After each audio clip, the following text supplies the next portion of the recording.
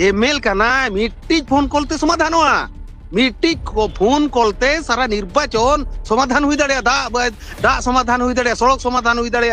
जोतो ओड़ा इंदिरा आवास समाधान हुई दाड़े मेनखा इच्छा शक्ति बनुआ ना तीना गान गाधा एमएल को मेना को गाधा सुद्धु गाधा चेता तो रोड के बांग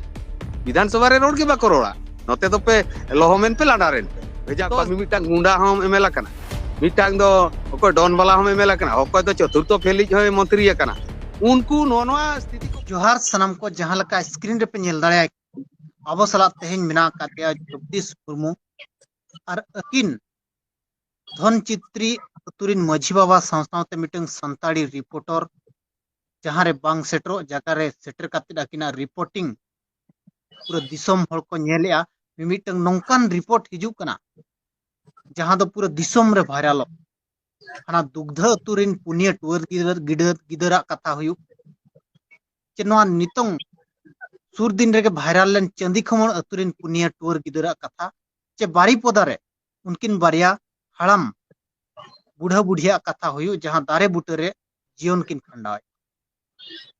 नोआ न्यूज को सनम जगदीश मुर्मू मिटंग तलाश न्यूज ताहे कना और पूरा दिसम हर को नेलका ओना वायरल कना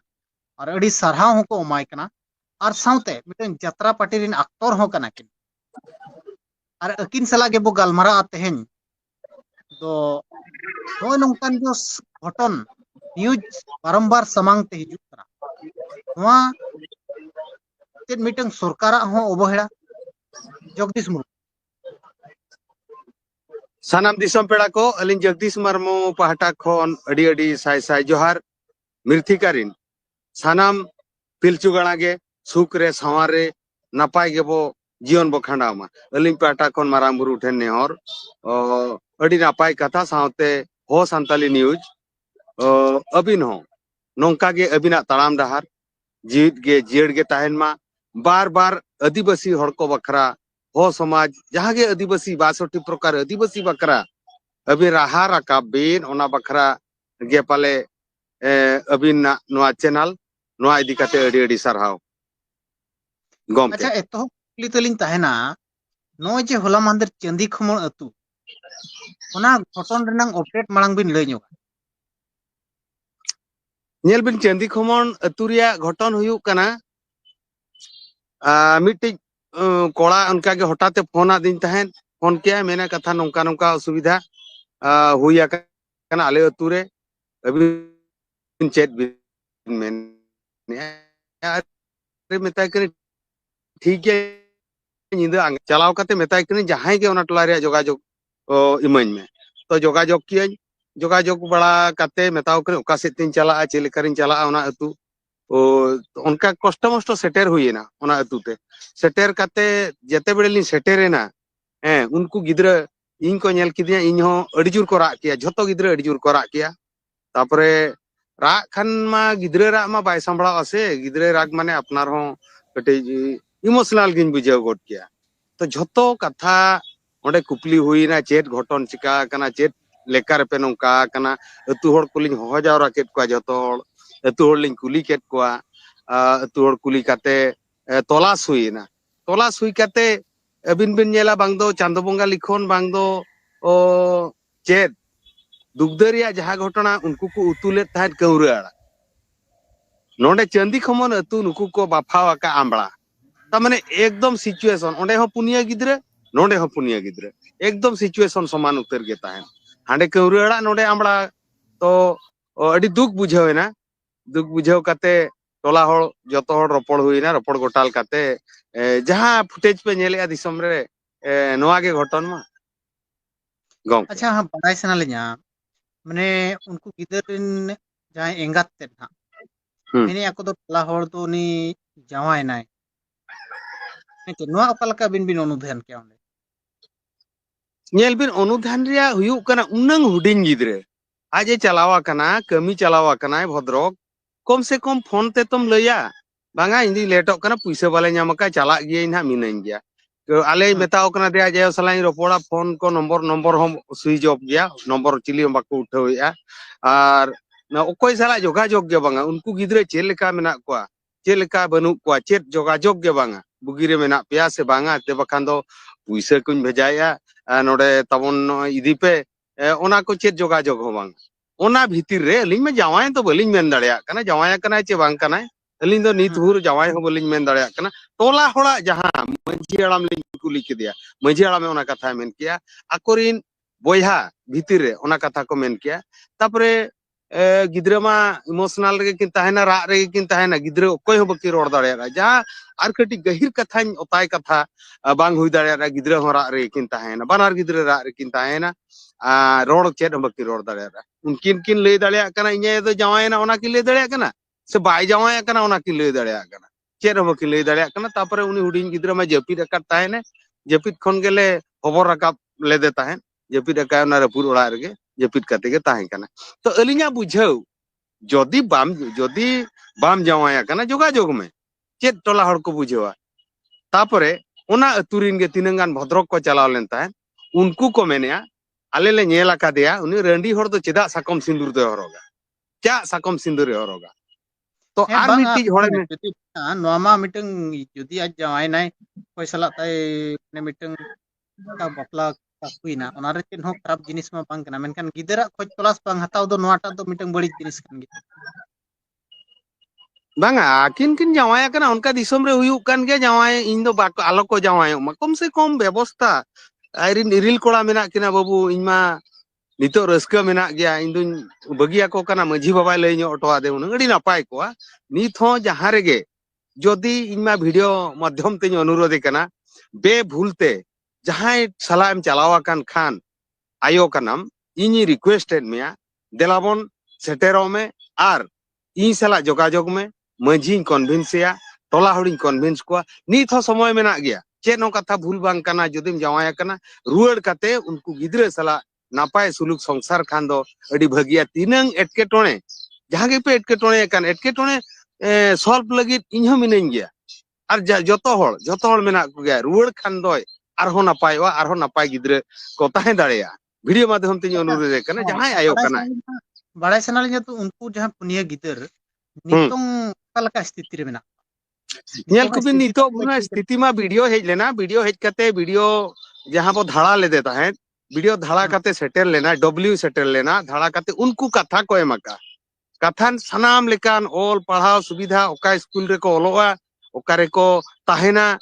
चे लेका जतो व्यवस्था वीडियो प्रतिश्रुति एमकाय आर तापर मांग खलिन मेने वीडियो इन में लई हुई का दिया सर मेताय कने देखो नुकु गिद्रा बापे व्यवस्थाया डायरेक्ट कलेक्टर ऑफिस रे दारनाया गिद्रा पुनिया इदी को ओंडे के दाकान चोंदाया और बखार आपे ब्लॉक सामना रे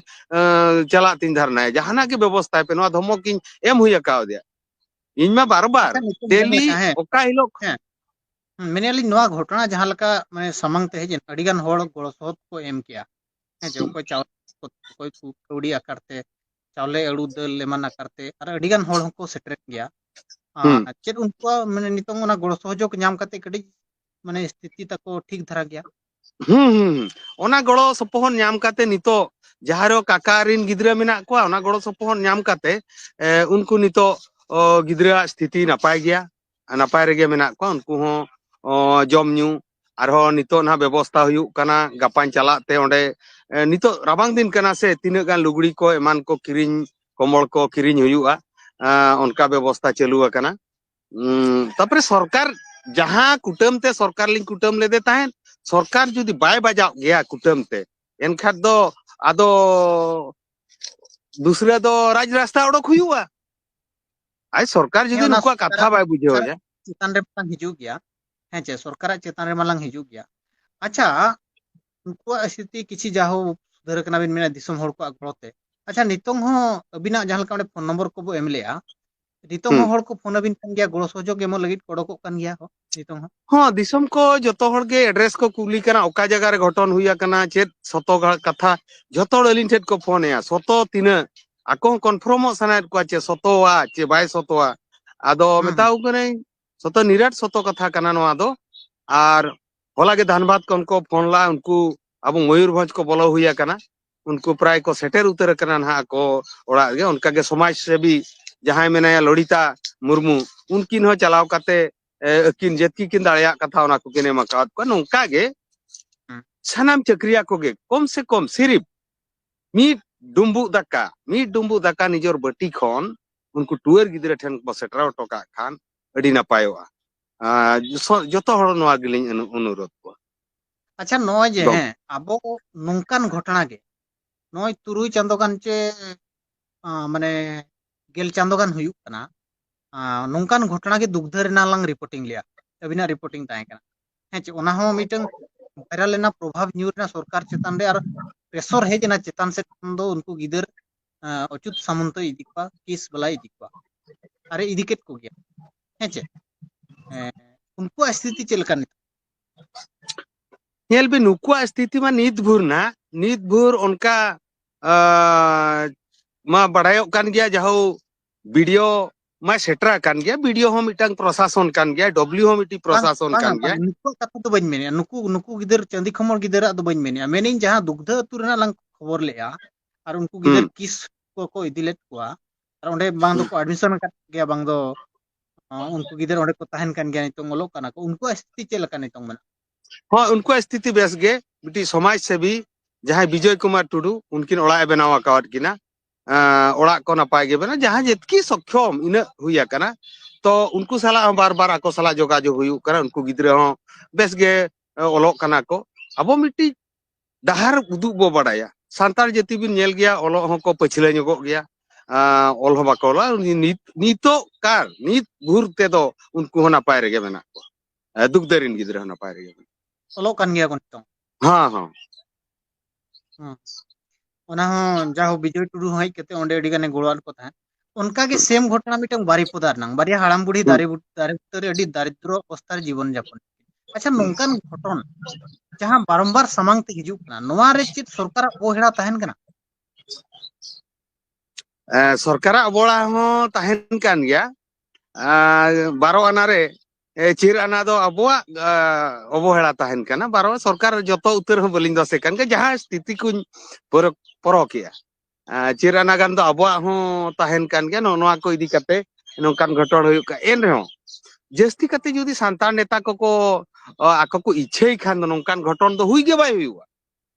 अरे भाई मिटी वार्ड मेंबर खोल एहब कते मिटी सरपंच मिटी मंत्री मिटी एमएलए इच्छे खान दो उनकान घटना बांग हुई दाड़ेया तीस बांग हुआ नोआ को तो अड़ी मिटी फोन कॉल खान के जतो समाधान हुई दाड़ेया तो कटिज आबोरिन सांताल जेतकी मेना को नेता कना को बिन नेल बिन उत्तराखंड मध्य प्रदेश मिटी सरपंच तिने हल चला नोते तो मोणे गोटा एमएल सांताल एमएल इने बाको हल चल दाड़ेया मिटी सरपंच खान के ओना करे मा राज्य एमाले पे चेर माने हिला उतराय विधानसभा को सरपंच को गे नोते तो मोणे गोटा गान एमएल हो एते मिदिन गानो कथा के बाको उठाव आदिवासी रिया मा ओकोय हो चेर हो बांग उत्तराखंड साधारण मिटी सरपंच लेकान ओडे उठेवला उत्तराखंड राज्य के आको अच्छा है नोडे मिटंग बिन मेन किया है नोडे मिटंग बिन मेन किया दो माने मिटंग फोन कॉल खान समाधान दाड़िया को चेत मिटंग फोन कॉल ते मिटंग एमएलए समाधान दाड़िया चेदा अरे बाय समाधान दाड़िया एमएल काना मिटी फोन कॉल ते समाधान हुआ मिटी को फोन कॉलते सारा निर्वाचन समाधान हुई दाड़िया दा समाधान हुई दाड़िया सड़क समाधान हुई दाड़िया जतो ओड़ा इंदिरा आवास समाधान हुई दाड़िया मेनका इच्छा शक्ति बनुआ ना मिटी फोन कॉलते चेद हो अधिका बांगा सिर्फ रुकु 5 वर्ष दो बाय दरकारवा समाधान लगी दो इच्छा शक्ति ताहन कान 5 मिनिट 5 घंटा भीतर रे मिटा निर्वाचन हड़ को आको स्थिति बदलवा उनको इच्छा शक्ति बनुआ ना चेदा बांग हुई दाड़िया ना हुयु कना को आंतरिक गरज मने ना गरज जिनसटा बनुआ आर आबो ओना भीतर रे है पांगा नितोंग मा सरकार बदलेना बीजेडी ताहे कना सुधा मर्दी मुळुत नेता ताहे कना आजा सारा माने कटुपते मयूरभंज चलू कान ताहे दो मेनखा नितोंग मा बदल नेलबिन बाबू नाहेल नेलबिन बाबू हासा बदलोक कना नाहेल बदलोक कना आरान बदलोक कना जोते बदलोक कना नांगले बदलोक कना पाल बदलोक कना मेनका डांगरा को तो इनको को जोड़ाव कना चेत चिकाया ओको चेत चिका डांगरा मा इनको के तो मिटे जिनस हुयुक कना संपूर्ण नेलबिन नुकु जेतकी मेना कोआ चिंता धारा इन मेने आबो नोआ कटि स्थिति जदि बदलवा पूरा तृणमूल स्तर रे ओको डिग्री ओलाका सिकिताय ओनकान होड़ सिकित हर जुदी एमएल एमपी भेजा को मिमिटांग गुंडा हम एमएल kana मिटांग दो ओको डॉन वाला हम एमएल kana ओको दो चतुर्थ फेलिज हम मंत्री kana उनको नोनवा स्थिति को बंद लेने नांग नितो जो अब को आधुनिक को गिद्रे सिकित करते को चला kana एने हम मेना को गया जो तो एमएल में बाको रोड कान गया को तो तीन गन गाधा एमएल को मेना को गाधा सुद्धु गाधा चेता तो रोड के बांग विधानसभा रे रोड के बाको रोड़ा नोते तो पे लोहमेन पे लाडारेन पे तो स्थिति बदल लगी निहती आर 10-15 वर्ष दरकार बेस बेस गिद्रे ऑल पढ़ाव काते को ओडकोआ समय सेटेरवा मिटांग अतु दिसम रे मिट्टी एडवोकेट दो मझी कोआ मिट्टी डॉक्टर दो नायके कोआ समय सेटरवा मिट्टी इंजीनियर कोड़ा जोगो कोआ अतु चेक लेका बदलवा नित गेसे कोड़ा बाको मझी हो बाको रेबेन जोगो हो बाको रेबेन नायके हो बाको रेबेन हेट मेना ओकोया ताहिया नो हंडी ठुकु सुर रे तो इन हिलो उतर अब समाधान मेनते झतो हड़ा समाधान मेनते लिया अड़ी सरहाव गमके ऑक्टो भी नेम के और माने